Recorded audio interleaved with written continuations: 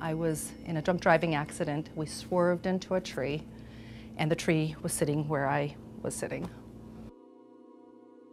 I was born with asthma. I had it from a tiny baby, and fighting for breath, oh my gosh. Basically, I had 2 bulging discs. I've been getting headaches for probably since junior high school.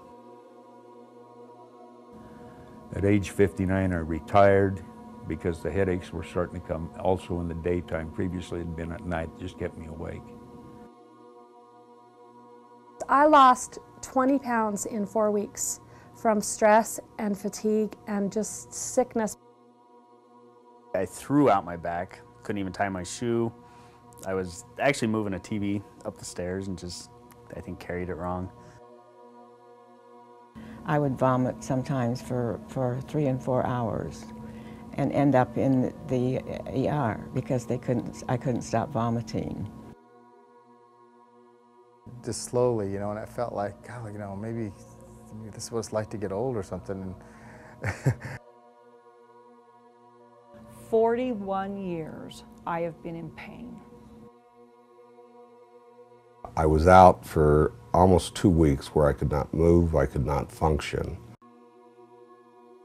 The wife said I walk like Quasimodo and, you know, 2 inches short on one leg. And you become a whole different person in all that pain.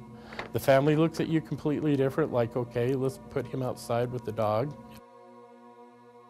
And for most of us, it's first, second, third grade playground experiences. When you fell off the jungle gym for the first time, you fell off the merry-go-round, you jumped off the roof, you jumped out of a tree, you fell off the back of the pickup truck, whatever it was. And that set you on a stage for general breakdown of the body's ability to hold itself upright against gravity. They talk about pain from a scale of 1 to 10. I always judged it on 1 to 100 because 1 to 10 was normal pain. And what I was going through was so far beyond normal, at least what I considered normal, that it was mind-boggling. Because you become something different. Because you can't handle any little problems because you'll just blow up because you're already in so much pain that you just don't know what to do. I have had migraines since I was a child. I remember waking up with a terrible, terrible, painful headache, and then I'd start vomiting. I've had migraine headaches, I should say. Migraine headaches, bad posture, my shoulders always just kind of curved in. And then this time specifically I came up, I had injured my neck and I couldn't turn it. Like literally.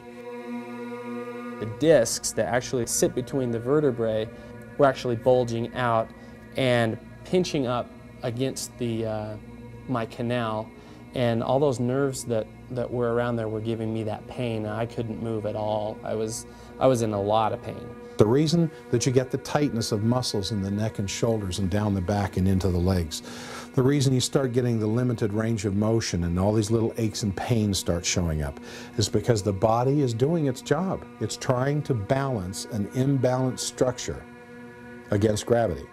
I had a really bad accident with my car. I rolled my car upside down, you know, landed on the roof. On the freeway doing 70 miles an hour, we spun around this way and flipped over this way. And that was a real big jar. Sciatic pain, just unbelievable. If you've ever had sciatic pain, you know. And lower back pain, and I didn't know whether it was kidneys or just my back is out. The other thing I had was asthma to the point that I could not breathe. I mean, could not.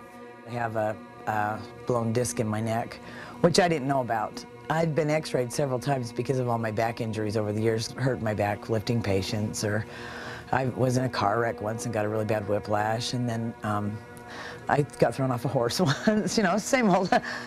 I've been suffering with back pain for probably 10 years, seen a million different chiropractors, been told I need surgery a few times. I started skydiving in 1973, and opening shock would whiplash me, and I had 166 whiplashes in less than 2 years, and I got so if I would bend over, I would have to grab a hold of my head and center it on my shoulders just to be able to, my muscles to support my head.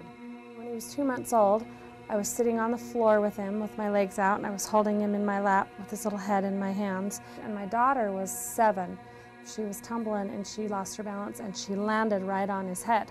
I'm taking him to the ER. I felt that impact and his head is like this big.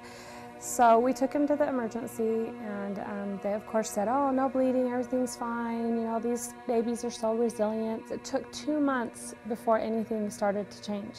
He started not sleeping. He was only sleeping about an hour at a time. You couldn't sit him in his car seat. He would cry if he had to be in the car seat. He started throwing up his formula. It was just this stress nightmare of just sick, of not knowing what was wrong with him.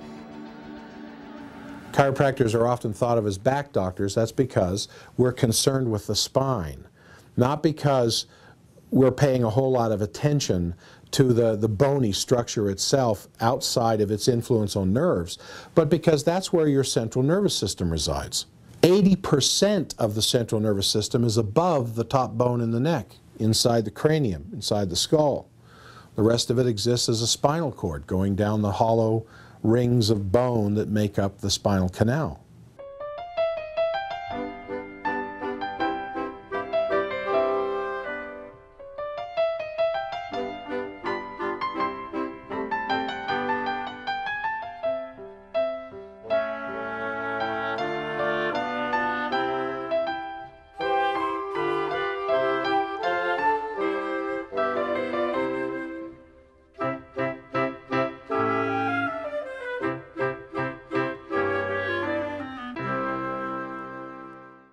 So they're called cluster headaches. They always come on one side of the head. Anyone that's around will know that you're in the process of having a headache because your eyeball, whichever side of the head that it's on, will start watery, get bloodshot, and you can't hide it.